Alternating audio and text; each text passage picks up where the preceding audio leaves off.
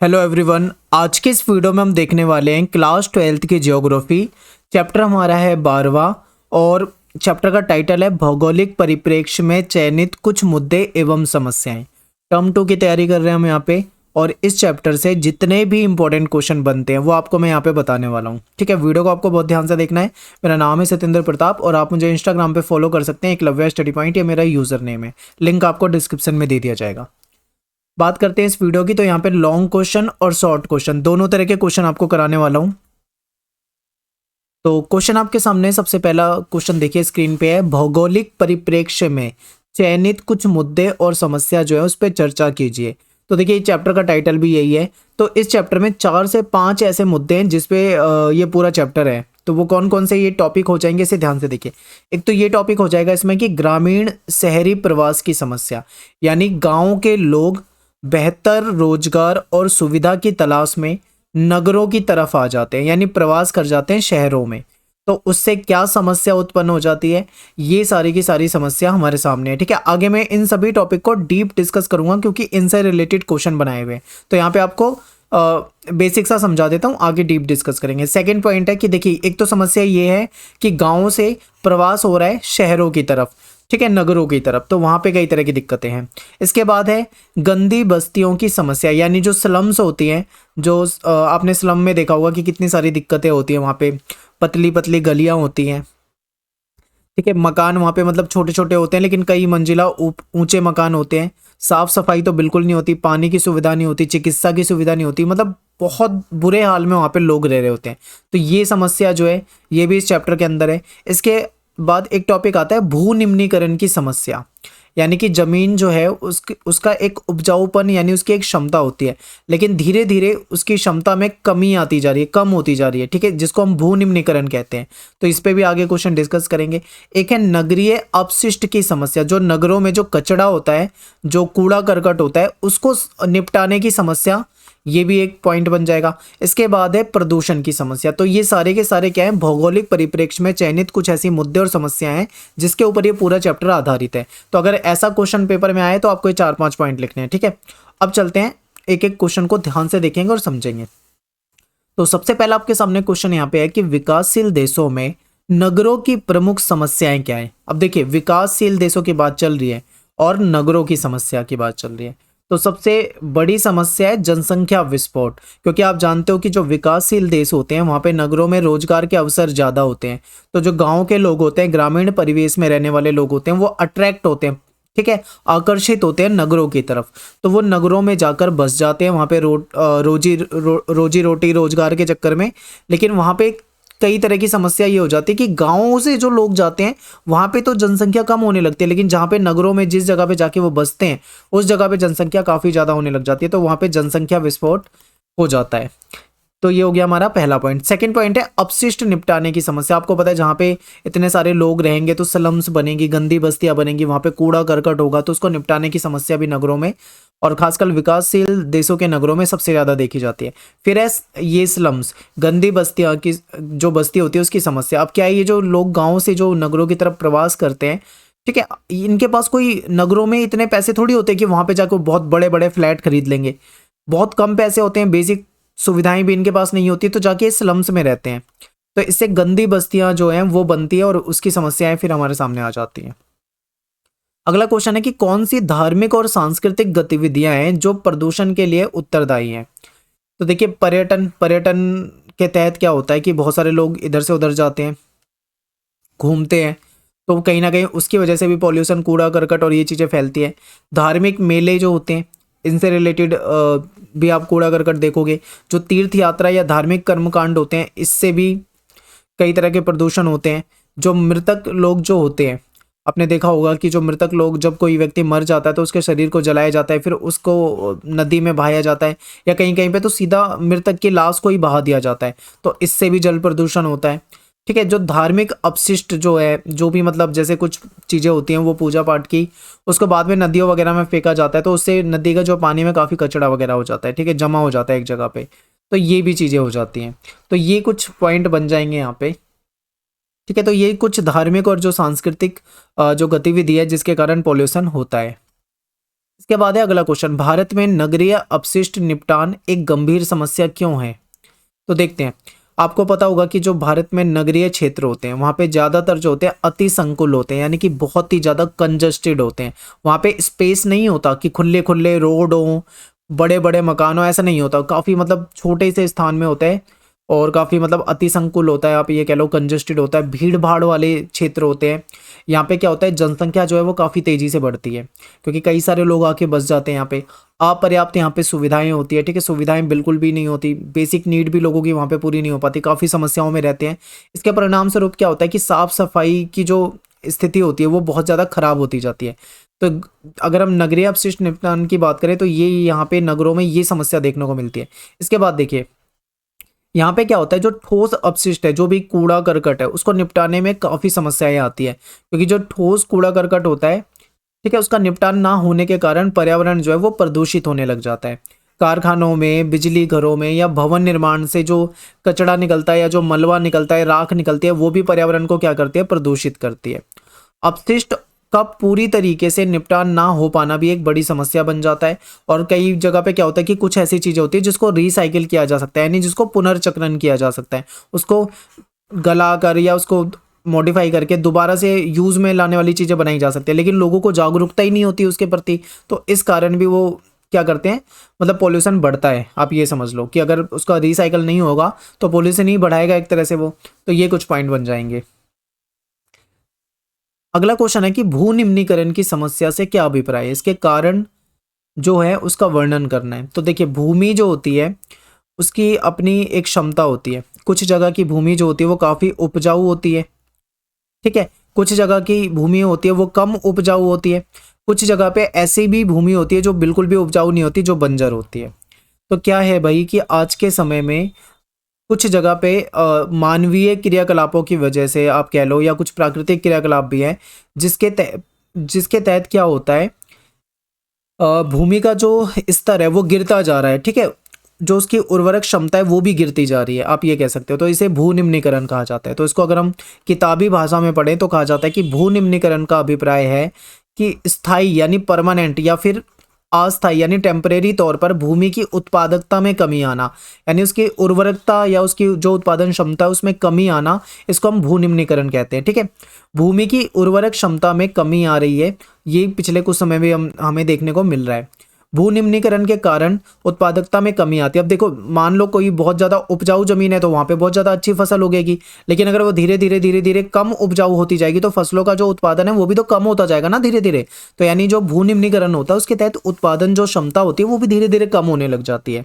तो ये तो हो गया भू निम्नीकरण क्या है, ठीक है, ये एक समस्या है, हम इसे ऐसे एक्सप्लेन करेंगे। लेकिन इसके कारण क्या है, ये भी आपसे पेपर में पूछा जाता है। तो कारण देखिए, इसके 4-5 महत्वपूर्ण कारण हैं जो हमें याद रखने हैं। तो सबसे पहला कारण है मृदा अपरदन। आप देखते हो कि जो मिट्टी होती है, जो भूमि होती है, उसकी जो ऊपर की कुछ परत होती है वो अधिक उपजाऊ होती है, ठीक है, लेकिन वो कुछ कारणों से एक स्थान से दूसरे स्थान पे पहुंच सकती है। वो कट कर जा सकती है या पानी से में तैर कर जा सकती है, हवा से उड़ कर जा सकती है, कई कारण उसके हो सकते हैं, ठीक है।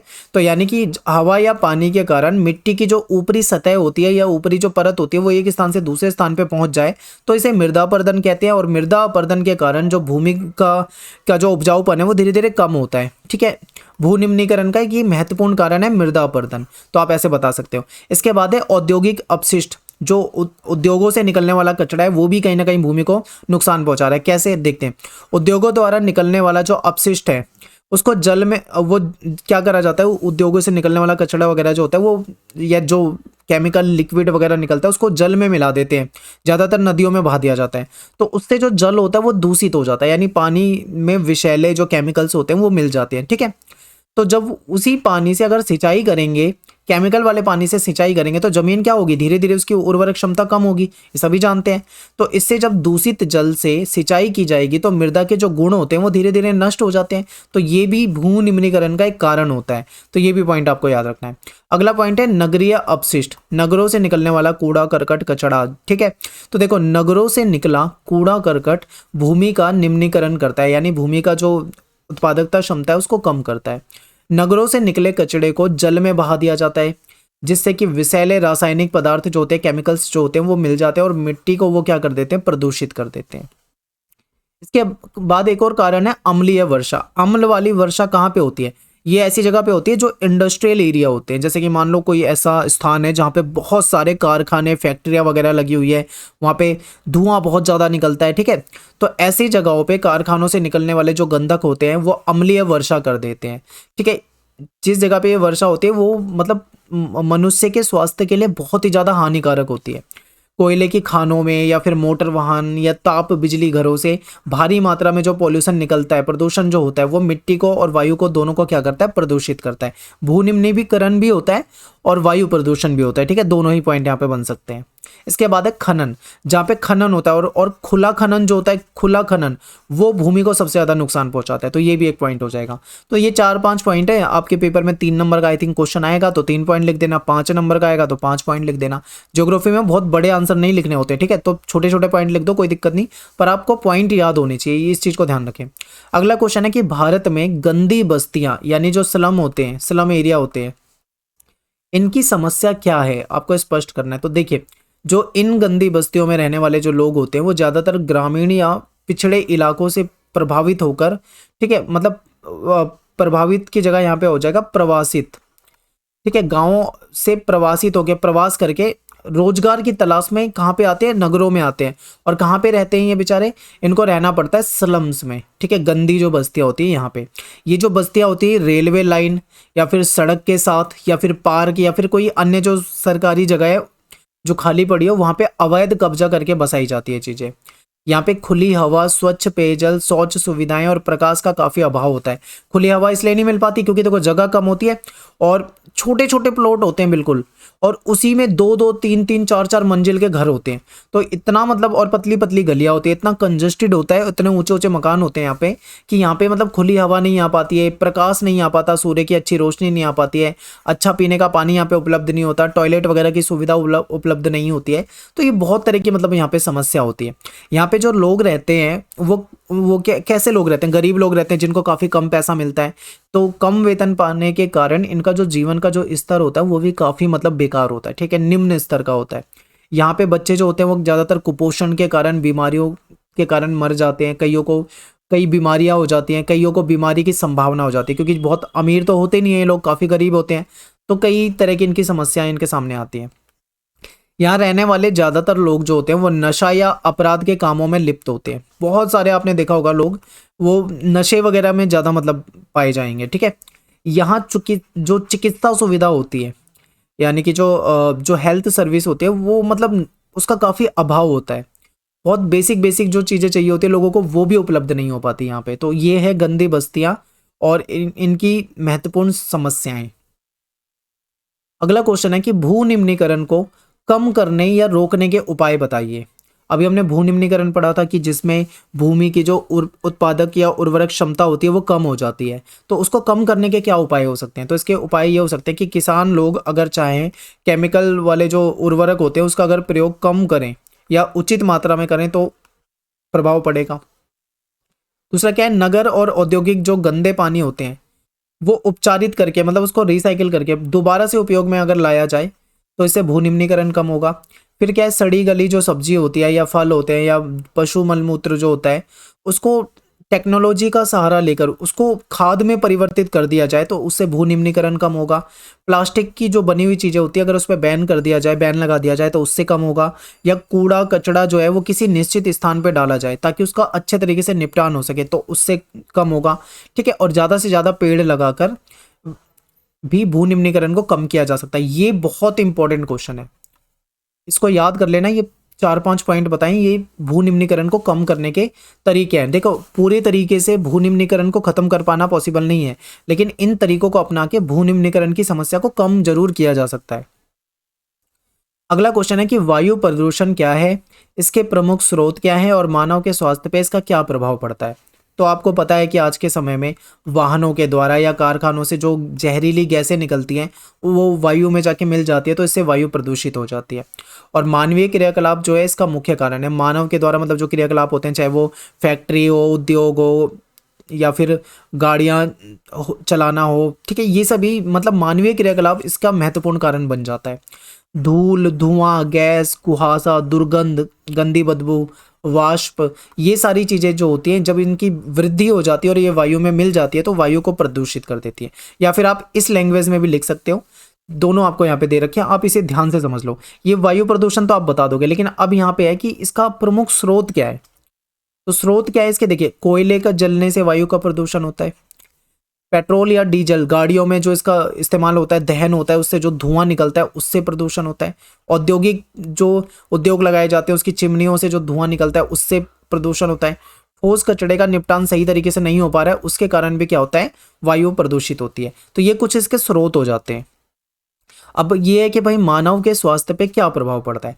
अब मान लो जहाँ पे वायु प्रदूषण है और आप वहाँ पे रहते हो तो आपके सामने क्या समस्या आएगी। सबसे ज़्यादा ये जो प्रभावित करता है ये श्वसन तंत्र, यानी जो हमारी सांस लेने का जो तंत्र होता है इसको प्रभावित करता है। सांस लेने से रिलेटेड प्रॉब्लम हो जाती है, जैसे अस्थमा वगैरह के लोगों को बीमारी हो जाती है, ठीक है, जो यहाँ पे रहते हैं लोग। तंत्रिका तंत्र हमारा प्रभावित हो जाता है, हमारा जो रक्त संचार तंत्र होता है वो भी हमारा प्रभावित हो जाता है और कई तरह की हमें बीमारियां हो जाती है अगर हम वायु प्रदूषण वाले क्षेत्र में रहते हैं। तो नगरों में, अगर आप गांव के हैं तो शायद आपको इतना ना दिखे क्योंकि गांव में ये चीज़ नहीं दिखती, लेकिन अगर आप दिल्ली जैसे शहर में रहते हैं तो आपने देखा होगा कई बार ऊपर आसमान में कोहरा सा छाया रहता है, हमें लगता है कि ये कोहरा है, लेकिन वो कोहरा नहीं है, वो वाला कोहरा नहीं है जो सर्दियों के टाइम पे आपको दिखता है, वो होता है पॉल्यूशन, ठीक है, धूम्र कोहरा जिसको कहा जाता है। ये क्या होता है, जहाँ पे ये होता है वो मानव स्वास्थ्य के लिए बहुत ज़्यादा हानिकारक होता है। इसके कारण अम्लीय वर्षा भी हो सकती है जो कि स्वास्थ्य के लिए बिल्कुल मतलब हानिकारक है। तो ये कुछ मानव के स्वास्थ्य पे गलत प्रभाव पड़ते हैं इसके, ठीक है, तो ये आप पॉइंट बता सकते हो। अगला क्वेश्चन है कि भू निम्नीकरण की जो प्रक्रिया होती है, ठीक है, ये जो प्रक्रिया है इसके आधार पर निम्नीकृत भूमि, जो निम्नीकृत भूमि है उसको कितने वर्गों में रखा जा सकता है उसके बारे में बताइए। 2 वर्गों में रखा जा सकता है। एक तो ये है भाई कि जो भू निम्नीकरण होता है वो 2 कारणों से होता है, एक तो मानव के द्वारा यानी कि मानव जनित कारक से, और एक होता है प्राकृतिक कारक से, ठीक है। तो मानव जनित कारक कौन से होते हैं, तो इसमें होता है कि जमीन का ज़्यादा दोहन किया जा रहा है, बहुत ज़्यादा मतलब उसका गलत इस्तेमाल किया जा रहा है, या फिर पेड़ पौधे हैं उसको खूब काटा जा रहा है, वनों को काटा जा रहा है तो उससे हो जाता है, बहुत ज़्यादा जानवरों को चरवाया जा रहा है, या फिर बहुत ज़्यादा खनन किया जा रहा है, तो इससे जो है भू निम्नीकरण होता है। ये तो मानव के द्वारा। और प्राकृतिक कारण क्या हो सकते हैं, जैसे मान लो मृदा अपरदन, चाहे वो बारिश से हो, चाहे वो तेज आंधी से हो, ठीक है, या जल भराव हो जाना, खड़ी ढाल, या फिर भूस्खलन हो जाना, ये प्राकृतिक कारण है। इन दोनों ही कारणों से क्या होता है, भू निम्नीकरण होता है। तो ये दोनों आपको पता होने चाहिए। तो यहाँ पे जो है ये हमारा चैप्टर खत्म हो जाता है। बहुत ही कम क्वेश्चन है और इसमें से 2-3 क्वेश्चन ही इंपॉर्टेंट है। बहुत छोटा चैप्टर है और ये जो क्वेश्चन आपको बताएं इससे बाहर आपके पेपर में एक भी क्वेश्चन नहीं आएगा, इस चीज़ को ध्यान रखना। तो ये जो क्वेश्चन बताएं इसको बिल्कुल याद कर लो, समझ लो, और टेलीग्राम ग्रुप ज्वाइन कर लो आप। क्लास 12 ESP न्यू ग्रुप नाम से अपना टेलीग्राम पे ग्रुप है, आप उसे ज़रूर सर्च करो और जुड़ जाओ। 22,000 से ज़्यादा स्टूडेंट है यहाँ पे, आपको वीडियोज़ के लिंक वगैरह जो है वो मिल जाया करेंगे। तो मिलते हैं आपसे नेक्स्ट वीडियो में। थैंक्स फॉर वॉचिंग सभी को। जय हिंद, जय भारत।